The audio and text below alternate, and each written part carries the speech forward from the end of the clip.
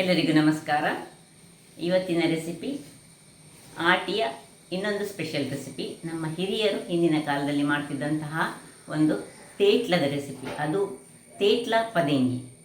ಅಂದರೆ ಹೆಚ್ಚಾಗಿ ತುಳುವರು ಈ ಕಾಂಬಿನೇಷನನ್ನು, ಅದು ಸಹ ಒಂದು ಸಿಂಪಲ್ ರೀತಿಯಲ್ಲಿ. ಹಿಂದೆ ಈ ಏನಾದರೂ ವೆಜಿಟೇಬಲ್ಸ್ಗಳು ಇಲ್ಲದಾಗ ಹೋಳುಗಳ ರೀತಿಯಲ್ಲಿ ಬೇಕು ಹೇಳಿ ಈ ಹೆಸರು ಕಾಳಿನೊಟ್ಟಿಗೆ ಈ ತೇಟ್ಲವನ್ನು ಸುತ್ತಿ ಮಾಡ್ತಿದ್ದಂತಹ ಒಂದು ರುಚಿಕರವಾದ ಹಾಗೂ ಆರೋಗ್ಯಭರಿತವಾದ ರೆಸಿಪಿ. ಹಾಗಾದರೆ ಯಾರೆಲ್ಲ ನನ್ನ ಚಾನಲನ್ನು ನೋಡ್ತಿದ್ದೀರಿ, ಯಾರೆಲ್ಲ ಇನ್ನೂ ಸಬ್ಸ್ಕ್ರೈಬ್ ಮಾಡಿಲ್ಲ, ದಯವಿಟ್ಟು ಸಬ್ಸ್ಕ್ರೈಬ್ ಮಾಡಿ, ಸಪೋರ್ಟ್ ಮಾಡಿ ಅಂತ ಹೇಳ್ತಾ ಬನ್ನಿ ಯಾವ ರೀತಿಯಲ್ಲಿ ಇದನ್ನು ಮಾಡೋದನ್ನು ನೋಡೋಣ. ನಮಸ್ತೆ ಮಿತ್ರರೇ. ನೋಡಿ, ಒಳ್ಳೆ ಮಳೆಗಾಲದ, ಅದು ಸಹ ಆಷಾಢ ತಿಂಗಳ ಕೆಸು ಉಂಟು. ಇವತ್ತು ಇನ್ನೊಂದು ಕೆಸುವಿನ ರೆಸಿಪಿ. ನಾವು ತುಳುವರು ಮಾಡುವಂತಹ ತೇಟ್ಲ ಪದೇಂಗಿ. ತೇಟ್ಲ ಪದೇಂಗಿಗೆ ಈ ಹೆಸರನ್ನು ನಾನು, ಇದು 200 ಗ್ರಾಮ್ಸ್ ಹೆಸರನ್ನು ನಾನು ನೀರಿನಲ್ಲಿ ಒಂದು 8 ಗಂಟೆಗಳ ಕಾಲ ನೆನೆಸಿ ಮತ್ತು ಮೊಳಕೆ ಬರಿಸಿಟ್ಟುಕೊಂಡಿದ್ದೇನೆ. ಮೊದಲಿಗೆ ಇದನ್ನು ನಾವು ಬೇಯಲಿಕ್ಕಿಡುವ.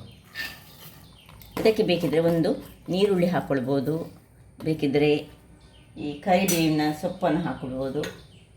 ಈಗ ನಾನು ಏನಿಲ್ಲ, ಸಿಂಪಲ್ಲಾಗಿ ಮಾಡ್ತಿದ್ದೇನೆ. ನೋಡಿ, ಈಗ ನೀರನ್ನು ಹಾಕ್ಕೊಂಡು ಇದನ್ನು ಸುರಿಗೆ ಬೇಯಿಸಿಕೊಳ್ಳೋಣ. ಅದು ಬೇಯಿಸ್ತಾ ಇರುವಾಗ ನಾವಿಲ್ಲಿ ತೇಟ್ಲ, ಇದಕ್ಕೆ ತೇಟ್ಲ ಮಾಡುವಾಗ ಏನು ಮಾಡಬೇಕು ಹೇಳಿದರೆ, ಈ ಒಂದು ಪೋರ್ಷನನ್ನು ಚೆನ್ನಾಗಿ ಕಟ್ ಮಾಡಿಕೊಳ್ಬೇಕು. ಇಲ್ಲದಿದ್ದರೆ ಅದನ್ನು ಸುತ್ತಲಿಕ್ಕೆ ನಮಗೆ ಸರಿಯಾಗೋದಿಲ್ಲ. ಇದು ತೊಟ್ಟಿ ಇರಬಾರ್ದು. ತೊಟ್ಟಿ ಇದ್ದರೆ ನಮಗೆ ಅದನ್ನು ಸುರುಳಿ ಮಾಡಲಿಕ್ಕೆ ತುಂಬ ಕಷ್ಟ ಆಗ್ತದೆ. ಈಗ ನಾನು ಇದನ್ನು ಹೇಗೆ ಸುರುಳಿ ಮಾಡೋದನ್ನು ತೋರಿಸ್ಕೊಡ್ತೇನೆ. ಎಲೆಯನ್ನು ಹೀಗೆ ಅಡ್ಡಕ್ಕೆ ಇಟ್ಟುಕೊಂಡು ನೋಡಿ, ಸಣ್ಣ ಸಪೂರದಲ್ಲಿ ನಾವು ಇದನ್ನು ಹೀಗೆ ಸುರುಳಿ ಮಾಡಿಕೊಳ್ಬೇಕು. ಒಮ್ಮೆ 2-3 ಸತಿ ಮಾಡುವಾಗ ನಿಮಗೆ ತಪ್ಪಾಗ್ಬೋದು. ಇದು ಮಾತ್ರ ಎಲೆಯನ್ನು ಮೊದಲನೇ ದಿವಸವೇ ತೆಗೆದಿಟ್ಟುಕೊಳ್ಬೇಕು, ಬಾಡಬೇಕು. ಅದು ನೋಡಿ, ಹೀಗೆ ಬರಬೇಕು. ಹೀಗೆ ಆದ ಮೇಲೆ ಕಾಣ್ತದಲ್ಲ, ಹೀಗೆ ಇನ್ನೀಗ ಸುರುಳಿ ಮಾಡೋದು. ಇದನ್ನು ನೋಡಿ, ಹೀಗೆ ಸ್ವಲ್ಪ ಸುರುಳಿ ಮಾಡಿ ಹೀಗೆ ಮಾಡಿ, ಇನ್ನು ಕೊನೆಯದನ್ನು ನೋಡಿ ಹೀಗೆ ಮಾಡಿ ಇದರ ಒಳಗೆ ಈ ಹೋಲುಂಟಲ್ಲ, ಹೋಲಿನ ಒಳಗೆ ಹೀಗೆ ತುರುಕಿಸಿಕೊಳ್ಳೋದು. ನೋಡಿ, ನಿಧಾನಕ್ಕೆ ಮಾಡಿದರೆ ಚೆನ್ನಾಗಿ ಸರಿಯಾಗಿ ಬರ್ತದೆ. ನೋಡಿ, ಇದರ ಒಳಗೆ ಹಾಕಿ ಇದನ್ನು ಹೀಗೆ ಎಳೆದುಕೊಳ್ಳೋದು. ಈ ರೀತಿಯಾಗಿ ಬರ್ತದೆ ಗಂಟು. ಇನ್ನೊಂದನ್ನು ಮಾಡ್ತಿದ್ದೇನೆ, ಇನ್ನೊಂದು ವಿಧಾನದಲ್ಲಿ ಮಾಡ್ತೇನೆ. ಎರಡು ವಿಧಾನದಲ್ಲಿ ಮಾಡ್ಬೋದು ಇದನ್ನು. ನೋಡಿ, ಇನ್ನೊಂದು ಈ ರೀತಿ, ಅದೇ ರೀತಿ ಫೋಲ್ಡ್ ಮಾಡೋದು. ಇದು ಸುಲಭ ವಿಧಾನದಲ್ಲಿ. ಯಾಕಂದರೆ ನಮ್ಮ ಹಿರಿಯರು ಕಲಿಸಿದ ವಿಧಾನ ಹೇಗೆ ನಾನು ಸುರಿಗೆ ಮಾಡಿದೆ ನೋಡಿ, ಅದರಲ್ಲಿ ಒಮ್ಮೆ ಅದು ಓಪನ್ ಆಗುವ ಚಾನ್ಸಸ್ ಉಂಟು. ಈಗ ನಾನು ಹೇಗೆ ಮಾಡೋದು ಹೇಳಿದರೆ, ಹೀಗೆ ರೌಂಡ್ ಮಾಡಿ ಆಗ ಮಾಡಿದ್ದಕ್ಕಿಂತ ನೋಡಿ, ಇದನ್ನು ನಾನು ಹೀಗೆ ಸುರುಳಿ ಮಾಡಿ ಇದನ್ನು ಈ ರೀತಿ ಇದರ ಒಳಗೆ ಹಾಕ್ಕೊಳ್ತೇನೆ.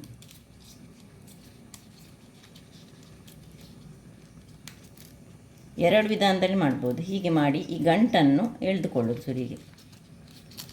ನೋಡಿ, ಹೀಗೆ ಇದನ್ನು ಎಳೆದುಕೊಂಡು ಮತ್ತೆ ಪುನಃ ಈ ಒಂದು ಇದನ್ನು ಇದರೊಳಗೆ ಹಾಕಿ, ಆಗ ಅದು ಗಂಟೆ ಬಿಡುವುದಿಲ್ಲ. ಸೊ ಎರಡು ವಿಧಾನದಲ್ಲಿ ಸಹ ಮಾಡ್ಬೋದು. ಮಾತ್ರ ಎಲೆ ಒಳ್ಳೆ ಬಾಡಿಕೊಂಡಿರಬೇಕು.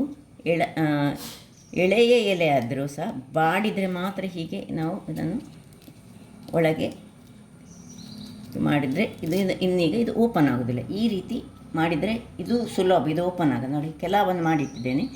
ಒಂದು ಸುರಿನ ವಿಧಾನದಲ್ಲಿ ಮಾಡಿದ್ದೇನೆ. ದೊಡ್ಡ ಎಲೆ ಆದರೆ ಹೀಗೆ ದೊಡ್ಡದಾಗ್ತದೆ, ಸಣ್ಣ ಎಲೆಗಳಾದರೆ ಈ ರೀತಿ ಬರ್ತದೆ. ಎಲ್ಲವನ್ನು ಇದೇ ರೀತಿ ಮಾಡಿಟ್ಕೊಂಡು ಒಂದು 10 ಇದ್ದರೆ ಸಾಕು. ನೋಡಿ, ಇದರಲ್ಲಿ 10-12 ಉಂಟು.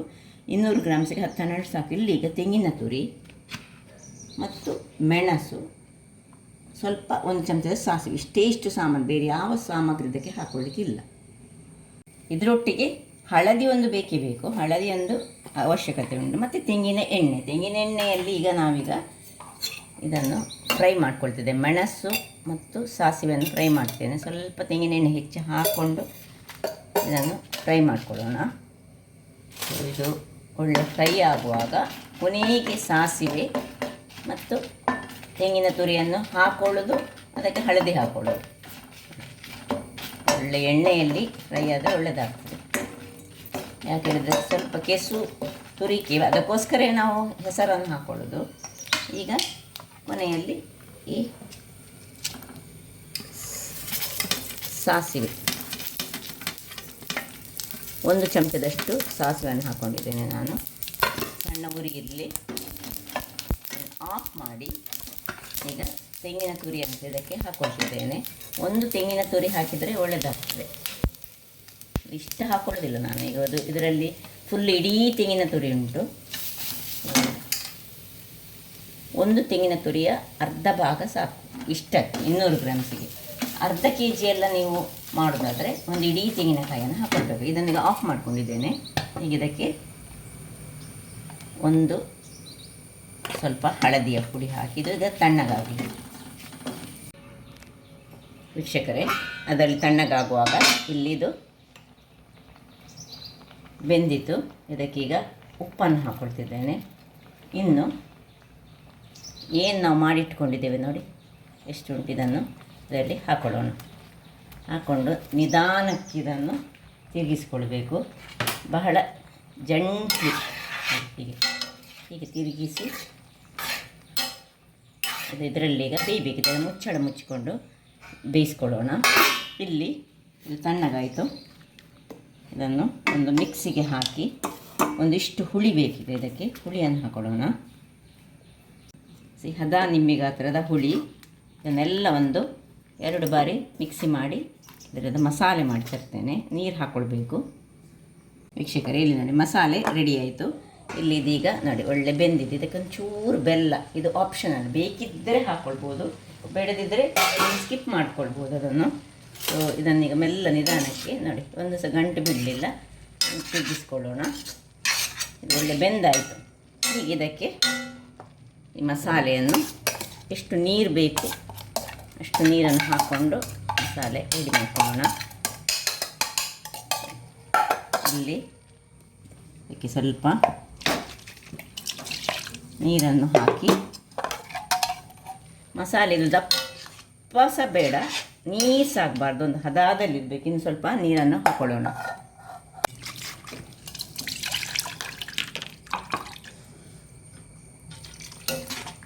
ಇಲ್ಲಿ ಉಪ್ಪು, ಖಾರ, ಬೆಲ್ಲ ಎಲ್ಲ ಕರೆಕ್ಟ್ ಉಂಟು ಅಂತ ನೋಡ್ಕೊಳ್ಬೇಕು. ನೋಡಿ ಸರಿ, ಇನ್ನು ಇದನ್ನು ಕುದಿಲಿಕ್ಕೆ ಬಿಡೋಣ. ಕುದಿಯುವಾಗ ಇನ್ನೂ ಸಹ ಚೆನ್ನಾಗಿ ಅದು ಈ ಕೆಸುವಿನ ಗಂಟಿ ಚೆನ್ನಾಗಿ ಬೇಯ್ತದೆ. ವೀಕ್ಷಕರೇ, ಹೇಳಿ ನೋಡಿ ಒಳ್ಳೆ ಬಂತು. ಒಂದಾದ ಸಹ ನೋಡಿ ಹೀಗೆ ಗಂಟಲ್ಲೇ ಉಂಟು. ಸೊ ನಿಧಾನಕ್ಕೆ ಇದನ್ನು ಹೀಗೆ ತಿರುಗಿಸ್ಕೊಳ್ಳೋಣ. ಒಳ್ಳೆ ಇದು ಕುದೀತಾ ಇರಲಿ. ಈಗ ಓಪನಲ್ಲಿಟ್ಟು ಕುದಿಯೋಣ. ಉಪ್ಪು ಸರಿ ಉಂಟು ನೋಡೋಣ. ಕರೆಕ್ಟ್ ಉಂಟು. ಇಲ್ಲಿ ಒಂದು ಈ ಬಾಣಲೆಯನ್ನು ಇಟ್ಕೊಂಡಿದ್ದೇನೆ. ಅದಕ್ಕೊಂದು ಒಳ್ಳೆ ಒಗ್ಗರಣೆ ಬೇಕೀಗ. ಸ್ವಲ್ಪ ತೆಂಗಿನ ಎಣ್ಣೆ ಹಾಕ್ಕೊಳ್ತಿದ್ದೇನೆ. ತೆಂಗಿನ ಎಣ್ಣೆ ಸ್ವಲ್ಪ ಹೆಚ್ಚೇ ಹಾಕ್ಕೊಳ್ಳಿ, ಯಾಕೆ ಹೇಳಿದರೆ ಅದರಲ್ಲಿ ನಮ್ಮದು ಈ ಕೆಸು ಇದ್ದ ಕಾರಣ ನಾವು ಸ್ವಲ್ಪ ಹೆಚ್ಚು ಹಾಕ್ಕೊಳ್ಬೇಕು. ಇಲ್ಲೀಗ ಒಗ್ಗರಣೆಗೆ ಬೆಳ್ಳುಳ್ಳಿ ಉಂಟು. ಬೆಳ್ಳುಳ್ಳಿ ಒಂದು 5-6 ಬೆಳ್ಳುಳ್ಳಿಯನ್ನು ಚೆನ್ನಾಗಿ ಕುದ್ದಿಕೊಳ್ಳೋಣ.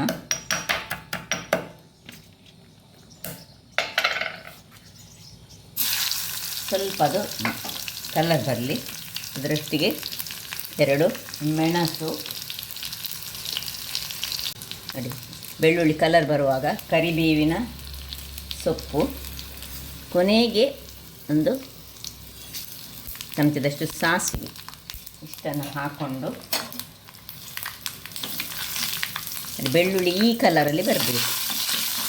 ಆಫ್ ಮಾಡ್ಕೊಳ್ಳೋಣ. ಇನ್ನು ಇದನ್ನು ಆಫ್ ಮಾಡಿಕೊಳ್ಳಲಿಲ್ಲ ನಾನು, ನೋಡಿ ಇಲ್ಲಿ ಇದಕ್ಕೆ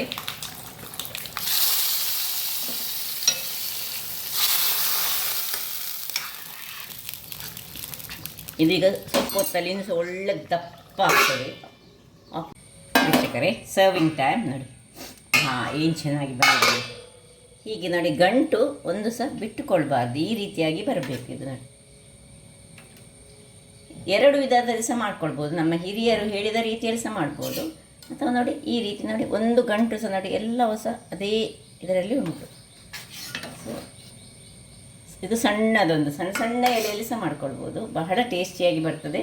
ಇದೊಂದು ಆಷಾಢ ಮಾಸದಲ್ಲಿ ಹೆಚ್ಚಾಗಿ ಸ್ವಲ್ಪ ಹೆಸರು ಕಾಳಿದರೆ ಸಾಕು, ಒಂದು 10-20 ಎಲೆಗಳನ್ನು ಬಳಸಿ, ಹಿಂದಿನ ಕಾಲದಲ್ಲಿ ಅಂದರೆ ಹೋಳು ಇರಲಿಲ್ಲಲ್ಲ, ಆಗ ಹೋಳು ಈ ವೆಜಿಟೇಬಲ್ಸ್ ಎಲ್ಲ ತುಂಬ ಕಡಿಮೆ ಇರುವಾಗ ನಮ್ಮ ಹಿರಿಯರು ಮಾಡ್ತಿದ್ದಂತಹ, ಇದಕ್ಕೆ ಹಲಸಿನ ಬೀಜ ಹಾಕಿದರೆ ಸಹ ಬಹಳ ಚೆನ್ನಾಗಿ ಬರ್ತದೆ.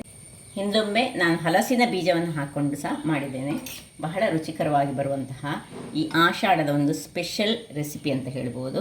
ನಮ್ಮ ಹಿರಿಯರು ಈ ನಿಸರ್ಗದಲ್ಲಿ ಬೆಳೆಯುವಂತಹ ಎಲ್ಲ ವಸ್ತುಗಳನ್ನು ಉಪಯೋಗಿಸಿ ಈ ಆಷಾಢ ತಿಂಗಳಲ್ಲಿ ಮಾಡ್ತಿದ್ದ ರೆಸಿಪಿಗಳಲ್ಲಿ ಇದು ಒಂದು. ಹಾಗಾದರೆ ನನ್ನ ಈ ಕುಕಿಂಗ್ ಚಾನಲ್ ನಿಮಗೆ ಇಷ್ಟ ಆದರೆ ಬೋಳೂರು ಸುವರ್ಣ ಚಾನಲನ್ನು ಲೈಕ್ ಮಾಡಿ, ಶೇರ್ ಮಾಡಿ ಹಾಗೂ ಸಬ್ಸ್ಕ್ರೈಬ್ ಮಾಡಿ ಹಾಗೂ ನನ್ನ ಇನ್ಸ್ಟಾಗ್ರಾಮ್ ಪೇಜನ್ನು ಫಾಲೋ ಮಾಡಿ. ಧನ್ಯವಾದಗಳು.